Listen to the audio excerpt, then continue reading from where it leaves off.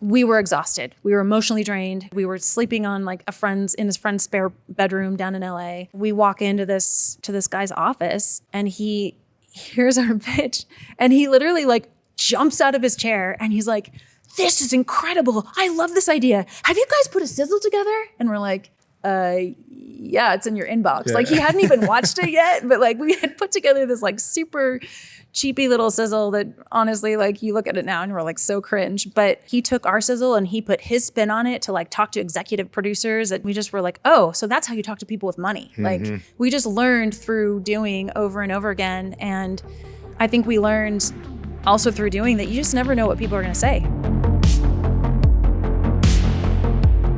Renny Grames, welcome to A Filmmaker's Journey. Thank you for having me. Thanks for sitting through Boston's and understanding that I had a wardrobe change, but you know, the social media content, we want to make it look fresh. So I want to start with who you are and just give us an introduction into what you're currently doing in your career. Yeah. So I'm Renny Grames. I started out as an actress in front of the camera. I was a theater geek growing up. I grew up on the East Coast and was exposed to a lot of Broadway shows and thought that was my destiny. Cool. And then I went to college and I went to acting school and I was just obsessed. I went to school for it. I was taking weekend workshops. I went to New York to train. Like I just could not get enough training. And then I remember when I booked my first student film, I was like, I love this medium. Yeah. I fell in love with the intimacy of the camera and feeling like I didn't have to overact to communicate something. That was always something in my acting classes that my professors would encourage me to do was like, I can't tell what you're thinking. I'm like, well, I'm doing the thing, which ended up being hard for theater, but great for film. So when I booked my first student film, I was like, oh, this is what I want to do. Cool. And then I kind of never stopped. I just started working as much as possible in the industry. And, you know, when you're first starting out, you start working for free just to build up your reel. And I feel like this may not be true, but I felt this at the time. I was one of the first adopters of like having a website as an actress. Oh, cool. And a reel on that website and like my portfolio on my website.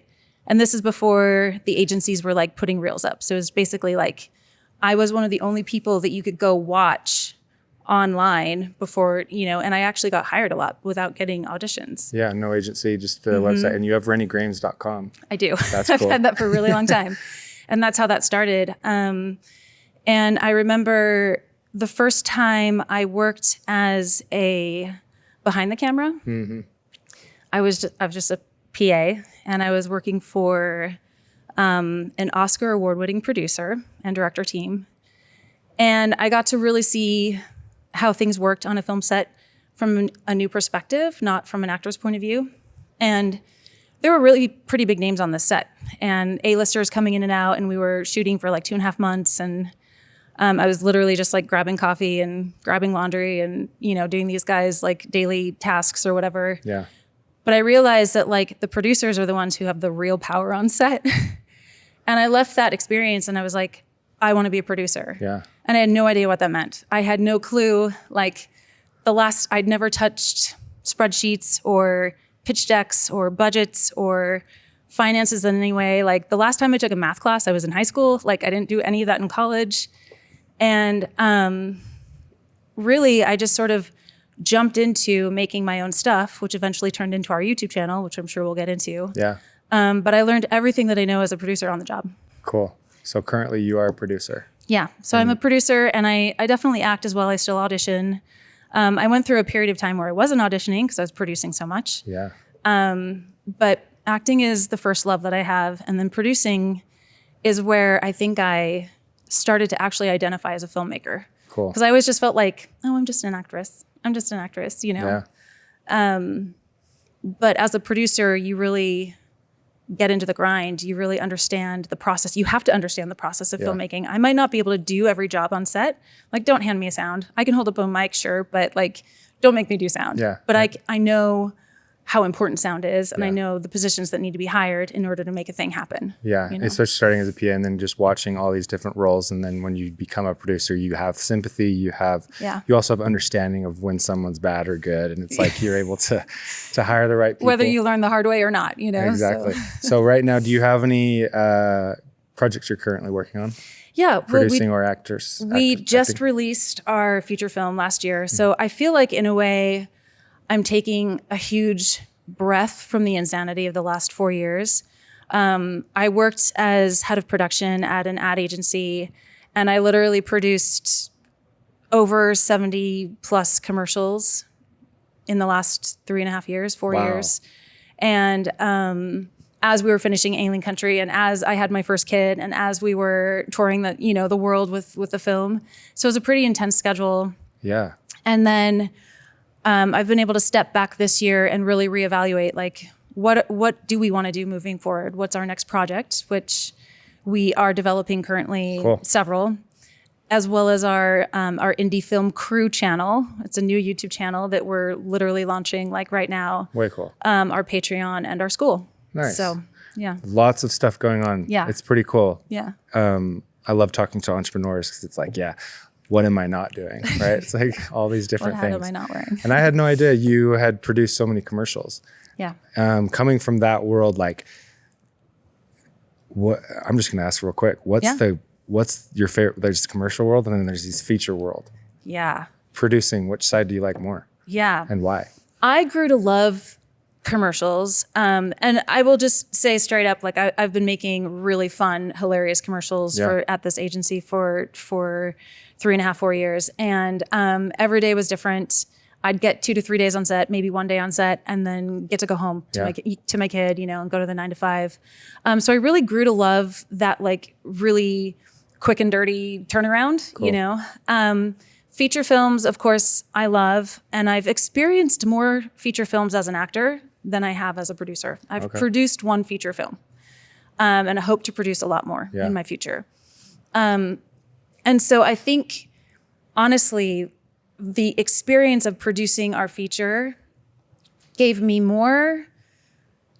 I think I broke through more glass ceilings that were self-imposed than I ever have in my entire life, because the thrill and the ride and the intensity of going through pre-production, production, and then winding down into post, I've never experienced anything like it. Just the hours you have to pull, the leadership you have to provide, the decisions you have to make, the little amount of sleep that you get, the fires you have to put out, literally sometimes, like literal fires, you know. And so I think while features are the dream, I have a deep appreciation for the shorter projects too, because they're fun and you get to do what you love. Yeah, it's interesting because when I got started in this industry, I wanted to go into the feature world.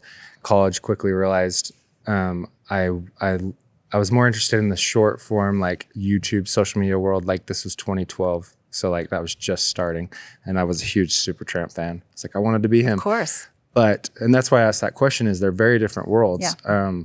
There's more of a structure, more of a family life on the commercial side, maybe, because the family side was really important to me. And of course, I was talking to a lot of people that, they'd come in and speak to our classes and be like, I'm on my 3rd marriage, or my kids hate me, or they just have, it's hard to do the feature life and have I don't want to say balance, but like a harmony where you can actually have a personal life too. It's a very difficult balance. So for you to come from do both, I mean, you have a good perspective, a really good perspective on like doing so many commercials, and then you have your 1 feature.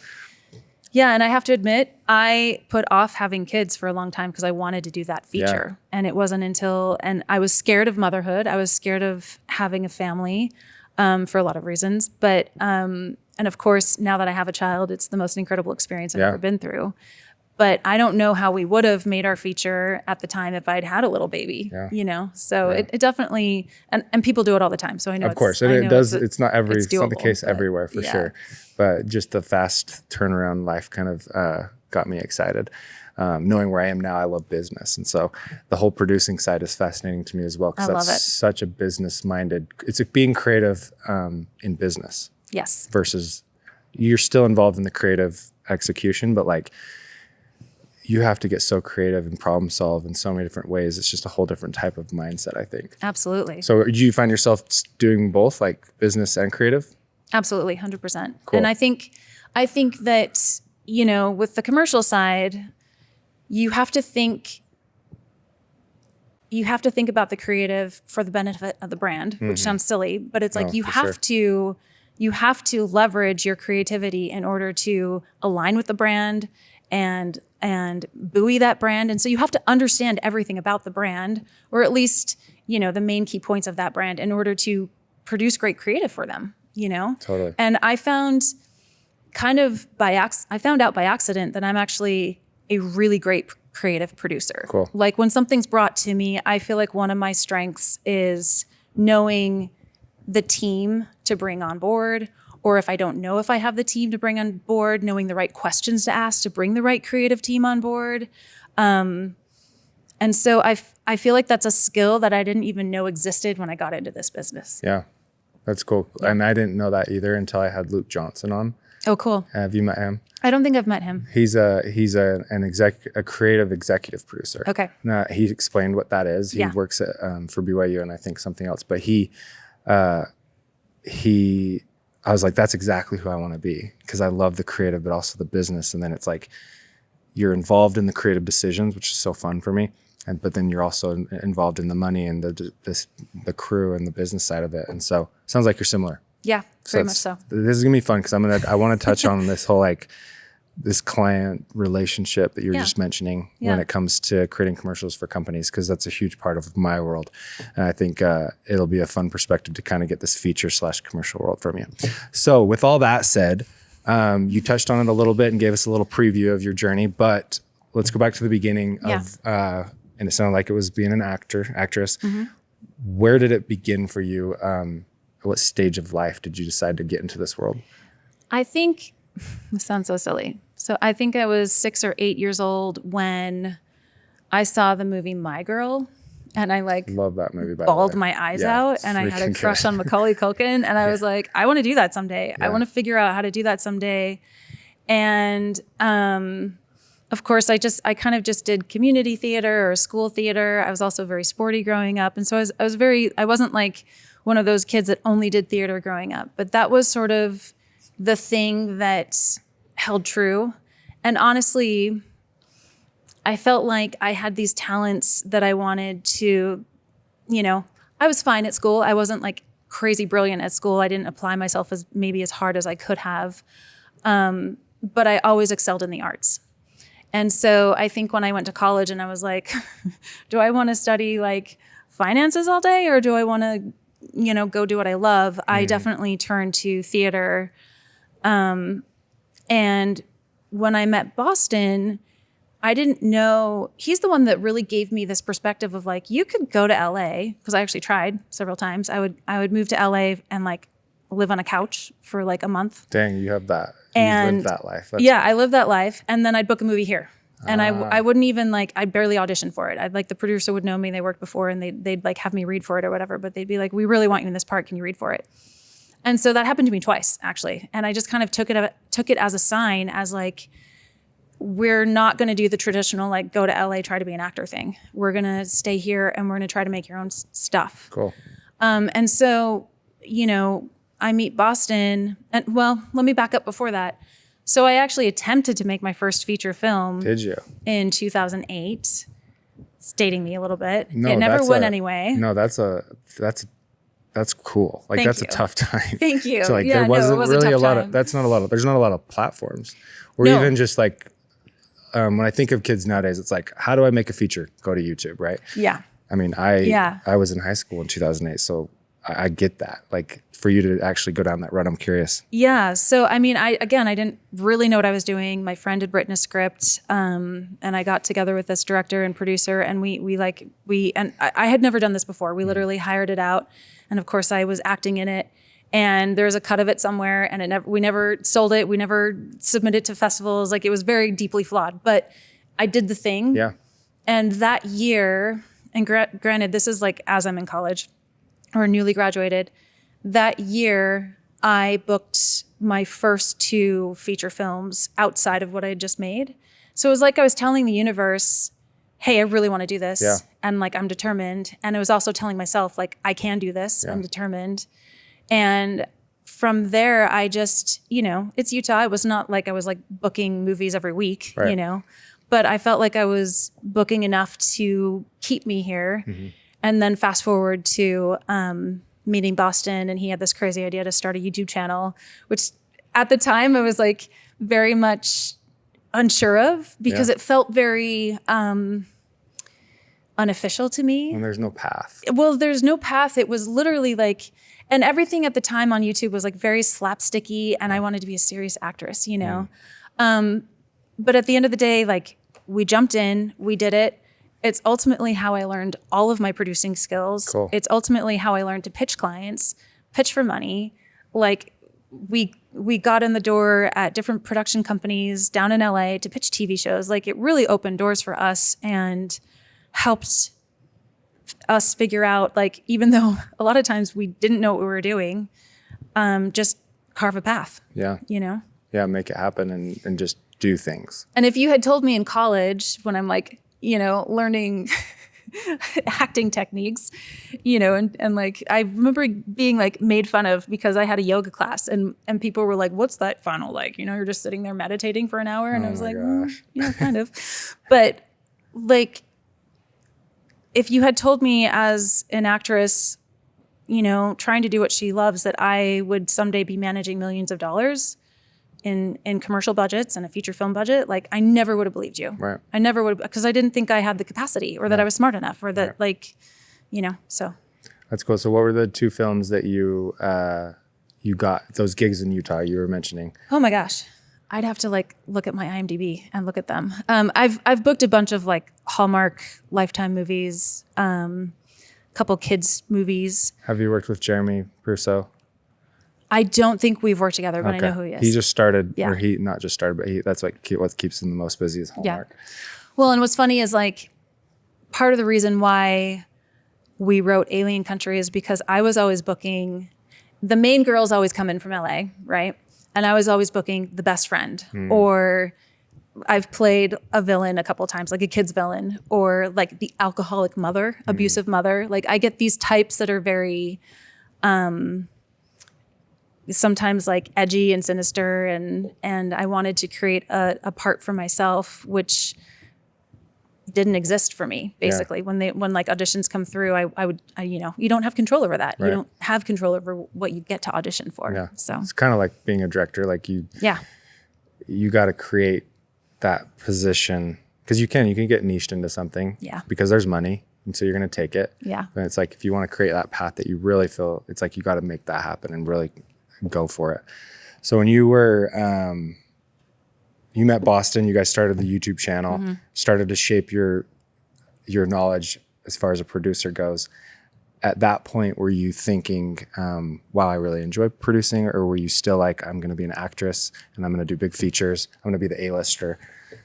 What was that like transition like? I don't think I really embraced producing fully until the feature film, Alien Country. And so we had done tons of YouTube videos, tons of commercials. And I think I always did it just to do the thing, just to get the job done. Yeah.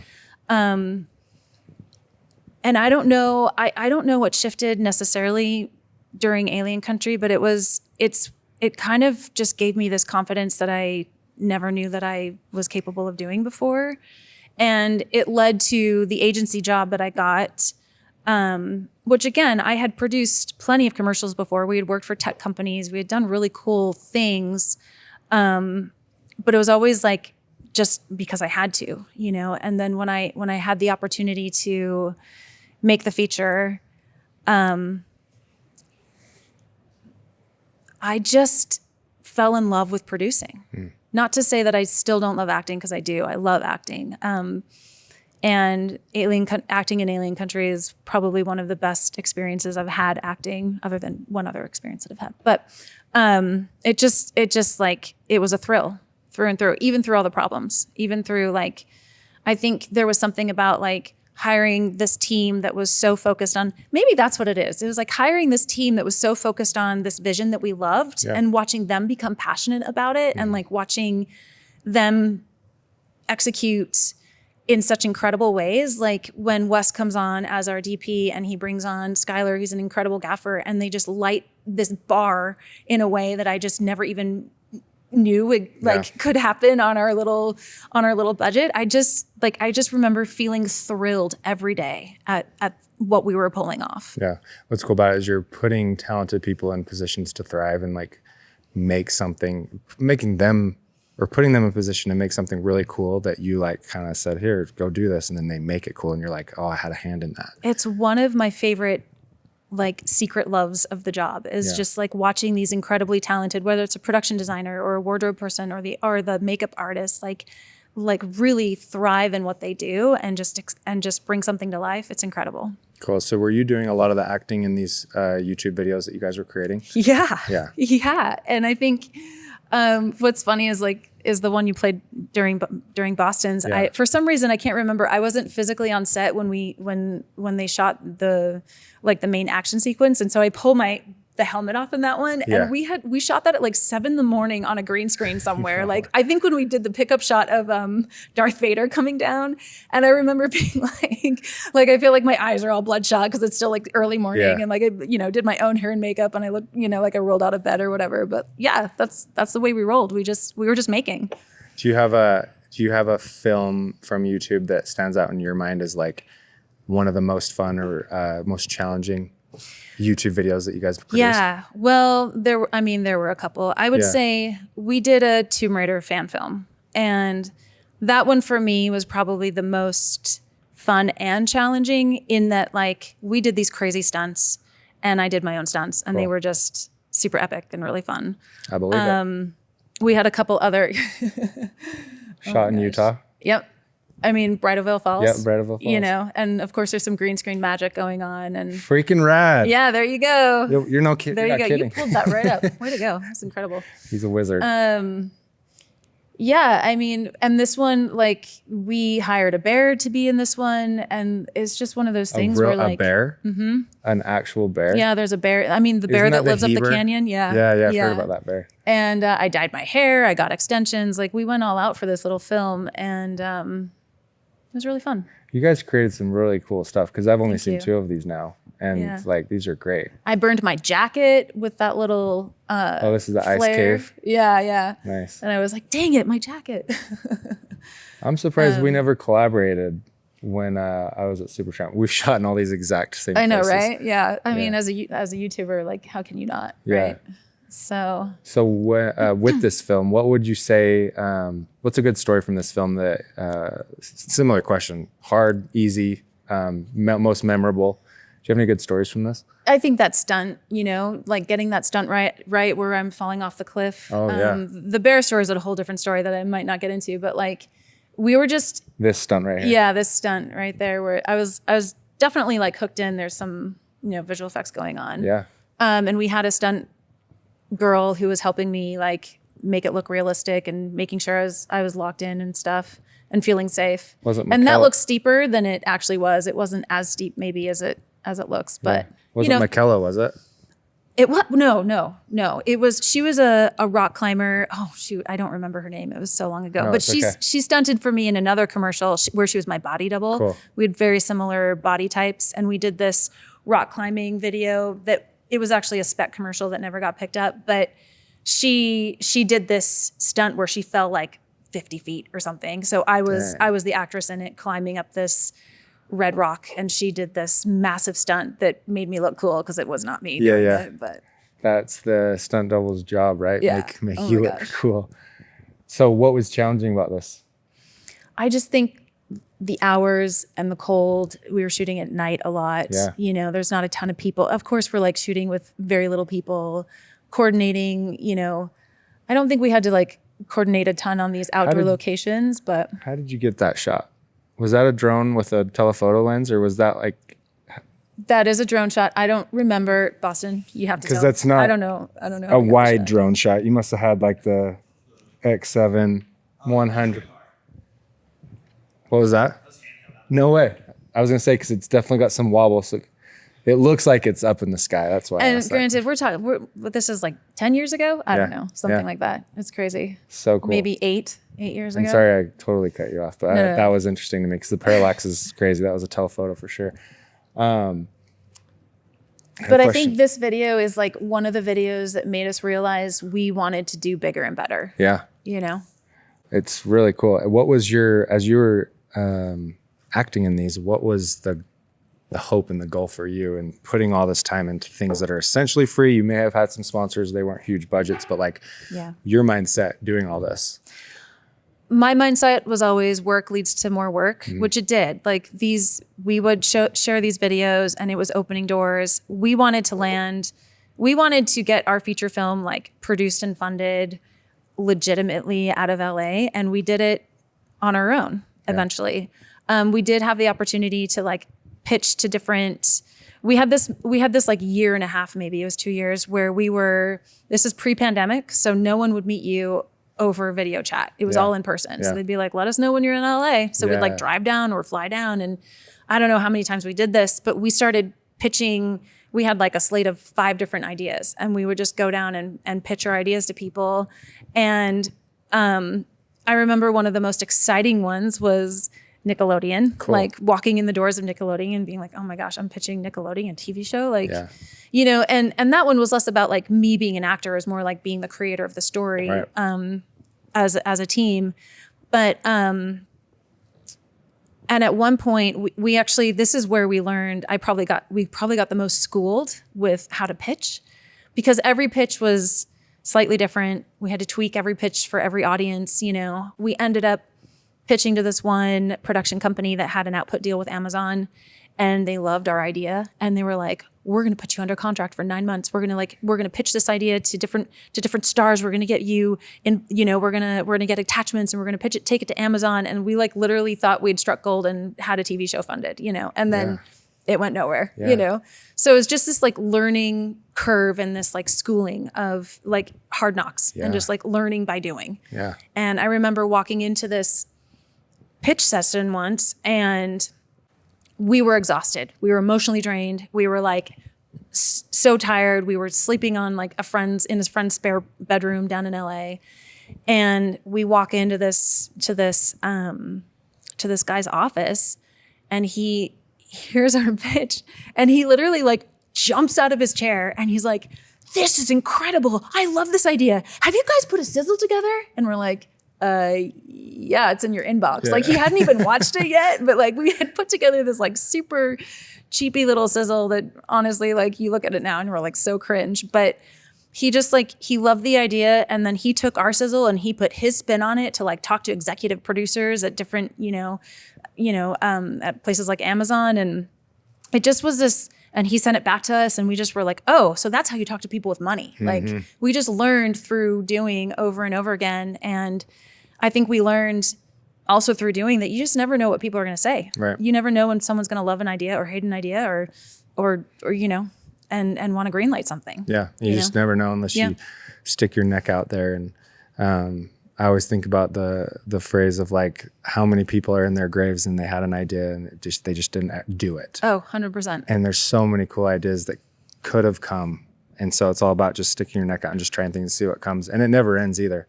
That's what's cool about, the journey is it's like there's no final destination. At least there shouldn't be. You should always be thinking what's the next thing and always looking for fulfillment and progress. Yeah. And I think it's impossible to do every idea. So it's like picking and choosing which idea is like, like you could start another business tomorrow and it's like, would that be a good decision or like, Yeah. You're going to take away from the other things. Yeah. But finding what you love to do too. And focusing on that. So as you were in this YouTube channel and you were getting all these cool jobs, what happened? Where did you guys go next? Because it sounds like you ended up at an agency. Was there something that happened before that, or did that get you that opportunity working on your YouTube channel?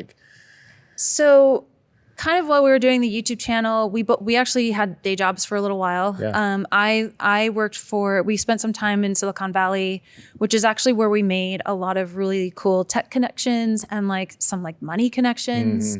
I worked for an executive producer in the Bay Area who was really heavily involved with like the Salt Lake Film Society. So we got to like go to their premieres and hear Martin Scorsese talk. Like we just like wherever we were trying to like dive deep into the culture and actually we learned a lot from the Bay Area in that like everyone's networking, everyone's going to a meetup, everybody's like trying to meet people and give time or latch onto a project or get a project off the ground. And I think that was another kind of like school of hard knocks where we were learning from people who were more experienced than us. One of the people that we met there was a guy, we produced a short film for him.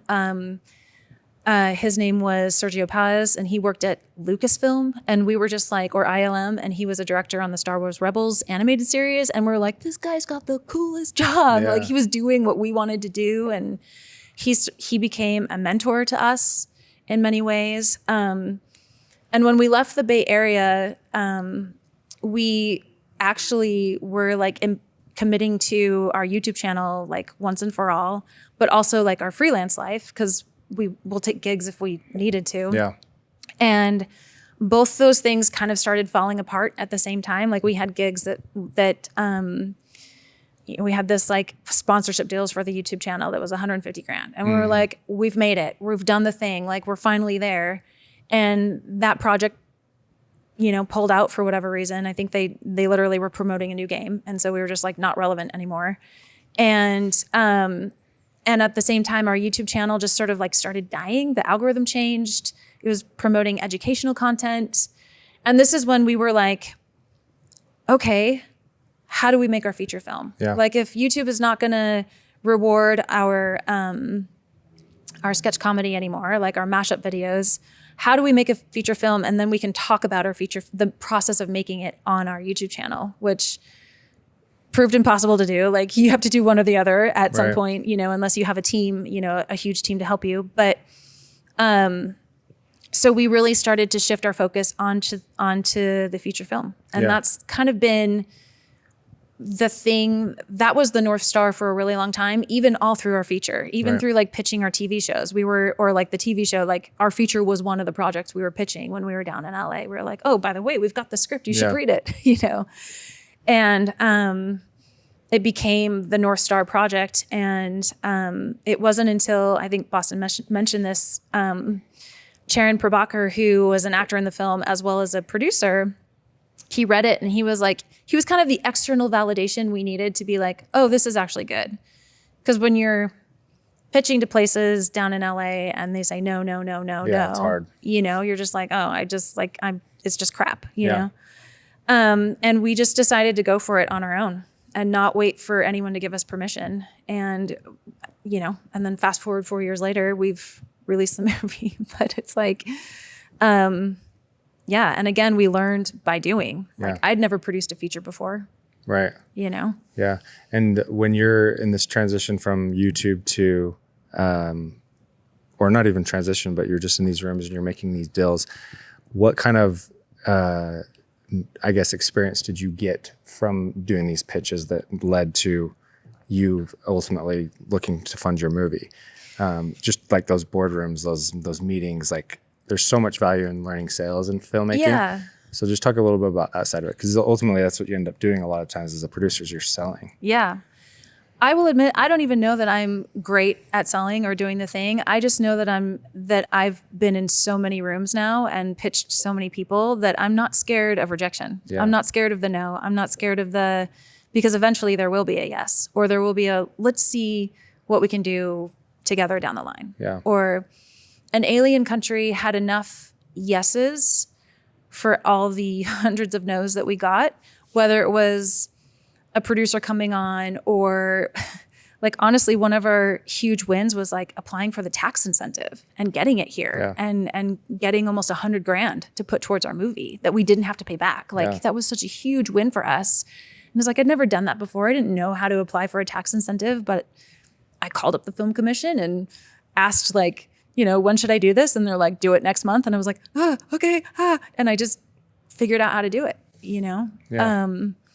And so I think the School of Hard Knocks just like taught me how to not be afraid when we're talking to people and how to read a room and how to try to understand what a producer might want to, or an executive producer might want to get out of the project, because everybody is different in that way. You know, every executive producer, like one of the people who we worked with was trying to put a film fund together. Like he was literally trying to start a film company, and I think our project was part of a portfolio that he wanted to put together to show people that he was doing the thing. You know, another person was like kind of an amateur novelist and had just sold his company, and he was like, I want to own part of your film. Cool. You know, and he just like gave us money, you know? So you never know why someone's going to say yes, or if a no will turn into a yes. That's one of the things Rachel talked about on her podcast was looking at it, and which seems like common sense, but like it's like, what, instead of looking at an investor and saying, what can you do for me? It's like, how do I make you successful out of this? How do I get what you want out of this? I'm sure shaping your mindset there may have even started that, where it's like, how do you help me, versus like, as you've gone through these hard meetings or just client pitch meetings, ultimately you start to learn that. I'm sure it's like, how do I help you get what you want by funding what we want? And it's like a collaboration. Yeah. There was one investor that didn't work out, honestly, that was really eye-opening for me, who he was introduced to us through a friend. It was like a trusted relationship. He came, you know, he made tons of money in like the medical world or something. And we had dinner with him. Honestly, I was like 6 months pregnant at the time, and we're in post-production. We had a trailer to show him. It looked awesome. And he literally told us, he was like, I came to this dinner knowing I was going to say no to you guys, but just wanted to be nice. And he's like, but you guys remind me so much of me and my wife when we were starting out that I really want to help you out. And he's like, I can't remember what we were asking for at the time. It was like 60 grand or something. He was like, 60 grand, I can do that. And we left this meeting like, oh my gosh, like this is incredible, you know? And he's like, I got a deal closing in a month. We're going to figure this out. Call me in a month, you know? So we do our follow-up due diligence, and it turns out, well, the thing that he said to me in that meeting was, he's like, I could put my 60 grand into something else and make way more than 120%, because that's what we were offering at the time, was 120, a lift of 120. And I was like, oh, so that's actually not smart for him to put his money into our movie then. Like if he can make more money somewhere else, then like, why would he put his money into our movie, you know? And honestly, like he ended up talking to his lawyers. It doesn't work out, and you move on, you move up, right? Like, but it was just a very valuable experience, because he was just like, he's like, my money can be used elsewhere, you know? And it's like, okay, well then who are we to tell you what to do with your money? Yeah, totally. So I don't know. But he was also like, saw the emotional side of it. Like, I feel like if we had caught him maybe at a different time, the answer could have been yes, and he would have invested. Right. And he just would have been like, yeah, that couple was really sweet, and I just like, and now I'm an investor in a movie, and you know, diversified my portfolio, whatever. You know? But. So when you were getting to,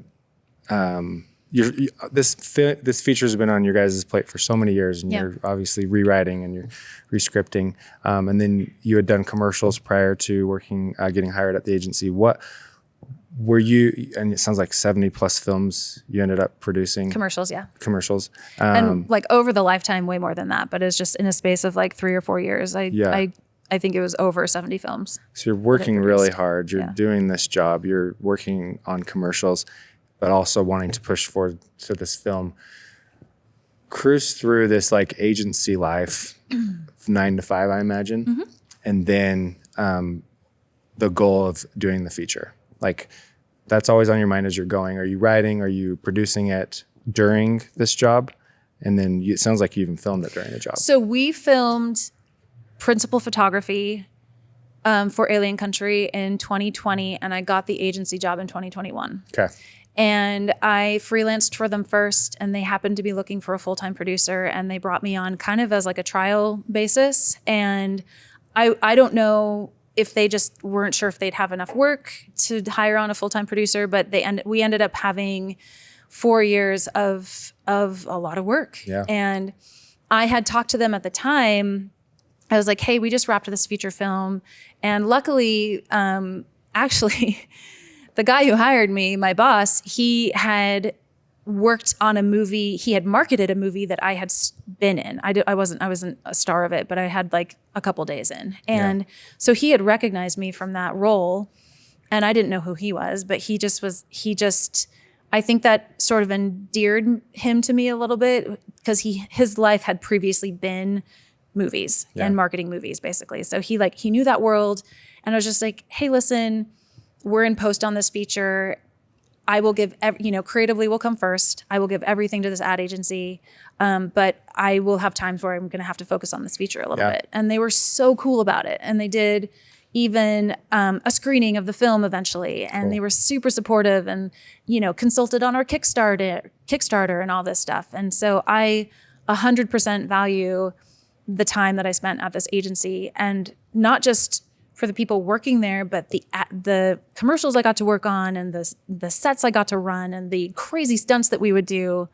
I mean, I hired monkeys, blew up heads, built vagina walls. It was just crazy stuff that we were doing, almost every other week. Yeah, and you guys are doing so much. Yeah.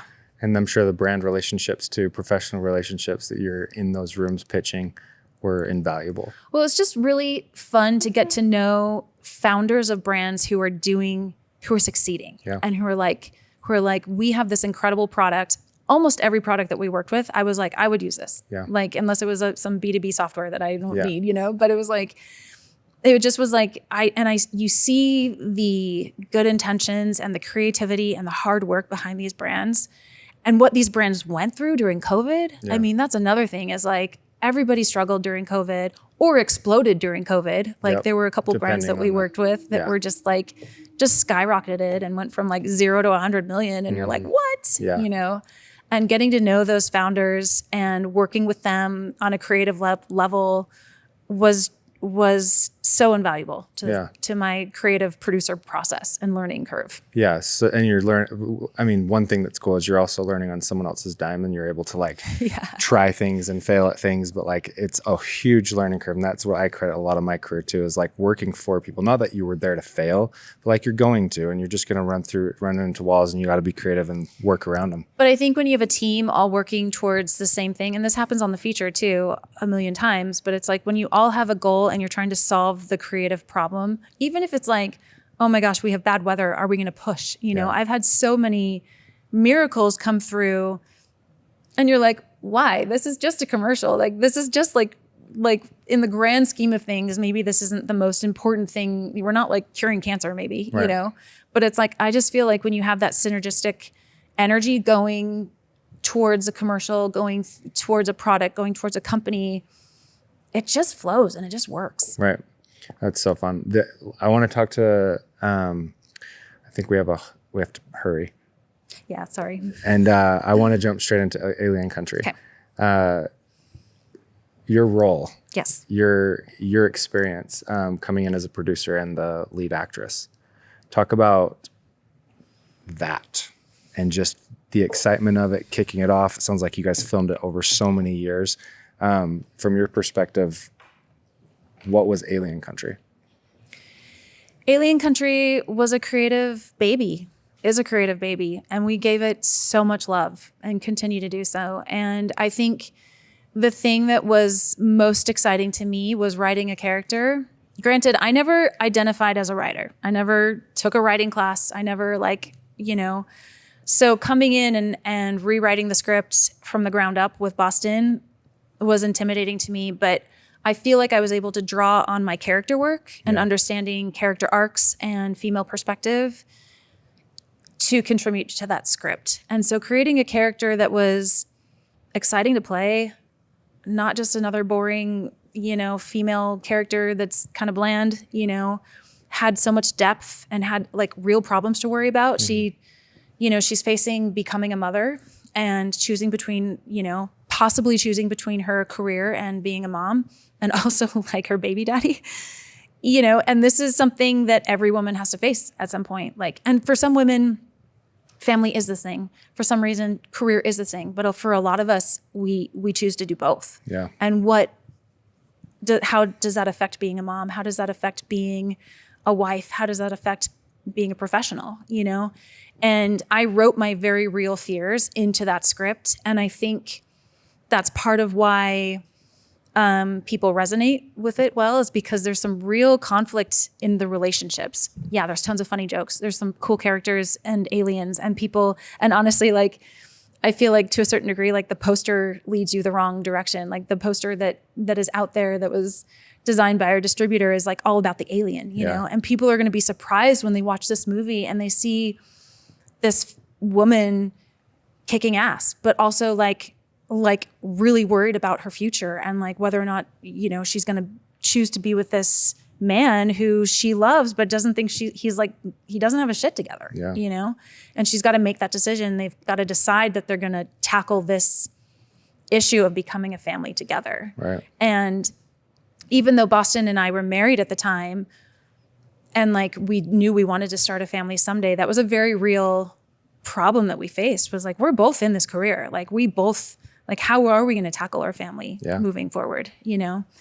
And I also think as we grew as a couple, we wanted to make a movie about a couple that has to figure out how to stay together. Yeah. Not just a couple that falls in love. Right. You know, almost every movie out there is about a couple that falls in love. Yeah. That's easy.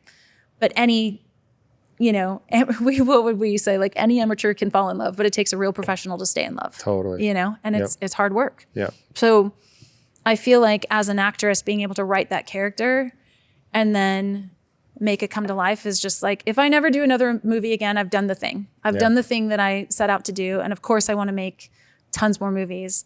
But I feel so gratefully proud of the work that we did and the creative that we've put into the world. Yeah. Real quick, I just want to ask the question of being the producer and the actress. Yeah. And the trials that maybe came with that. Like taking yourself from that mindset to the other mindset at the same time. Yeah. I'm not going to say that it was easy. Of course.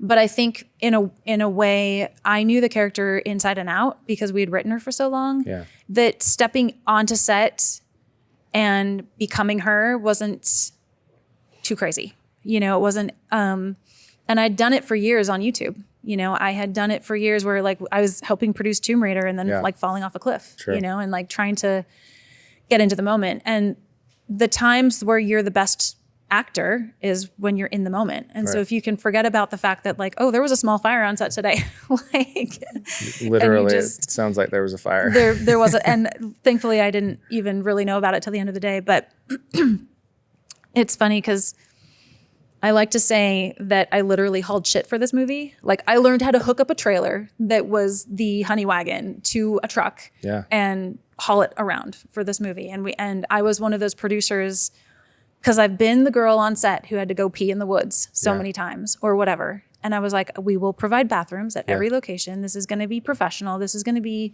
you know, and I really took it upon myself to feed everybody well. And, you know, I think we went into overtime twice on the project the entire time. That's you know, amazing. For like departments, not even the whole cast and crew. Wow. Crazy ambitious. But we like really, as a producer, I really wanted to treat the cast and crew as well as we possibly could. Yeah, I feel like that's a common theme with any producer that comes in. It's like that's like the most important thing is making sure your people are taken care of. And they're safe and they're you know, there's always like things that kind of suck on set, but I feel like when people band together and just do the thing and have great attitudes, which our cast and crew did for this movie, like magic happens. Yeah.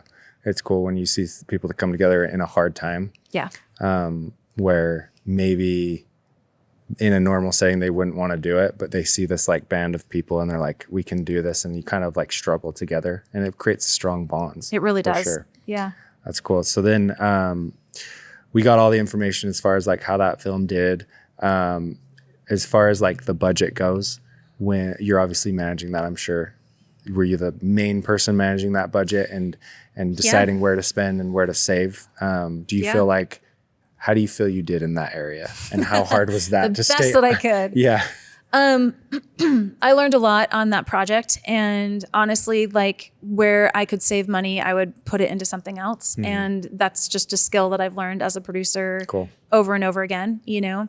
And I've done my best over the years I'm actually like really proud of the things I've been able to negotiate, not just for the movie, but even for commercials. Like, hey, we're just a low budget thing. Like, what can you do for us? You know, and it's amazing what people will come back and say for you, you know? We filmed at this bar in Alien Country that, you know, charged Yellowstone $6,000 a day. and charged us barely $2,000. Cool. You know, and they became like a sponsor, and the manager was incredible and was like loving being in a movie, like hanging out with us. And, you know, so I think that's another thing that I've learned to enjoy is just like, where can I squeeze? Not unreasonably, because I like to pay people what they're worth, of course, obviously. But it's like, if you have a certain number and you just say, hey, this is what I have available, can you work for this? Totally. A lot of times people will say yes. Yeah. And if they don't, awesome, let's move on, you know? I deal with that a lot with this studio because I rent it to people. Yeah. Like, here's my price, and I can understand if they need a better price. And it's like, my whole goal is to create a long-term relationship. I do the same thing with companies. That's my whole model, long-term relationships, retainers, all that. And it's like, this is what you can afford. I hope to grow with you. That's incredible. Yeah, so, that's the best way to do it. 100%. I think it's the most fulfilling to be able to grow with people and like learn together. But shifting hard into like, where do you see this producer actress life going in the next 5 to 10 years? Yeah. Well, I'm in this interesting position because I feel like the best actress producers out there are like, I mean, you look at any of them, like Reese Witherspoon, Jennifer Aniston, like Nicole Kidman, they do the thing. They are making the work that they want to be in. So I hope to always emulate them and do something similar. But I also know that there's this world where it's like, if an A-lister has to come in and play a part that I really want to play, then I might have to step aside for that. And that's okay. And maybe there's a smaller role I can play. In fact, you know, while I consider Everly a lead role in Alien Country, she's not the lead. She's a secondary to Jimmy's character, which is kind of its own story. We tried to make it about Everly more fully, but it was just, that was a total rewrite, which was going to be a lot more difficult. But so I hope to always be able to act and produce, you know, but only time will tell. And see what happens. And see where it goes. It's all about that stepping stone and that next thing. See where it leads. But just working hard. Yeah. And I think you guys are an amazing couple, and you guys are both so hardworking. And you have the same vision, which I think is so important. And thank you. You're supporting each other. So I'm rooting for you guys. Thank you. 100%. Like, I'm excited. And that's what I told you guys at the beginning of this. Like, I didn't know you guys other than what I've seen on Instagram. Now it's like, man, there's some heart and some passion behind all this stuff. And it's fun to get vulnerable and actually learn that. And that's what I hope this podcast provides. Well, I feel like we can't be in this business if there's not a little heart and a little passion, because it's 100%. Just too hard. Yep. You'd quit. Yeah. In fact, that's what Whitney Ingram said. She says, make sure you love it because it's freaking hard and you will give up. Yeah. So last thing is the question. Okay. And I can't remember it. What was your biggest regret on your most recent project? And this is coming from your husband, Boston. Thanks, Boston. He knows this. He knows this situation well. After every project, I try to do a postmortem with whether it's a client or the team. And maybe if it hasn't, like if the project went like perfectly well, awesome, maybe we don't do it. But on the last big project that I had, I didn't get to do a postmortem, and I really wanted to. And it didn't happen for a lot of reasons. Like both parties kind of had really intense projects coming up that they had to dive into. And I wish that we had been able to do that, because I feel like there were decisions that were made by me, honestly, that like I made for financial reasons, and I did the best I could to like maneuver and honestly like take creative curveballs as they were coming. Because that's another thing. Like producers cannot always predict the creative curveballs that get thrown at you. So if you're like, you know, planning to, you know, hire like like a horse, and then all of a sudden you have to like make it a CG dragon, that's a totally different line item, you know? And you're like, okay, well, we're going to have to shift that, you know? And so I would encourage everyone to have postmortems if a project doesn't maybe go 100% the way you wanted it to go, even if it went well. You know, just like say, hey, I'd love to review what we did well, how we could do better, and for next time. So I love that. Great advice, I think, for anybody that's doing any film. Thank you for making the time. Yeah. I know you guys got to get out of here. Thank you for having us. This is A Filmmaker's Journey. This is your guest, Renny Grames. Grames. I almost said Grams. Renny Grames, thank you for being on. I appreciate it. No, we love it. Thank you so much. Cool.